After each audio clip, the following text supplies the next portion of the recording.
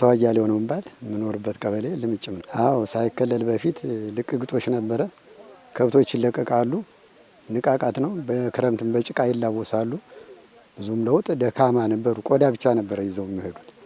አሁን ግን ያው በስምምነት ተባለሙያ ተግብርና ባለሙያዎች ጋራ በትምህርት በመውሰድ ያው ተነቃቁት ሁሉም በአንድነት የልቅ ግጦሽ ስላቆመ አሁን ብዙ ለውጥ እያገኘንበት ነው።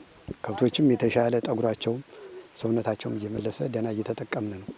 እና አሁን በዚህ ተሞክሮ እንደውም ሌሎች አካባቢዎችም እንደዚህ ብንከለክል እያሉ ሁሉም እየተነቃቃ በዚህ መሰረት ነው አሁን ያለ ነው። እና ያው ወንድሞች እንደተናገሩት ጥሩ ጥቅም እያገኘን ነው። አሁን ደህና ነው።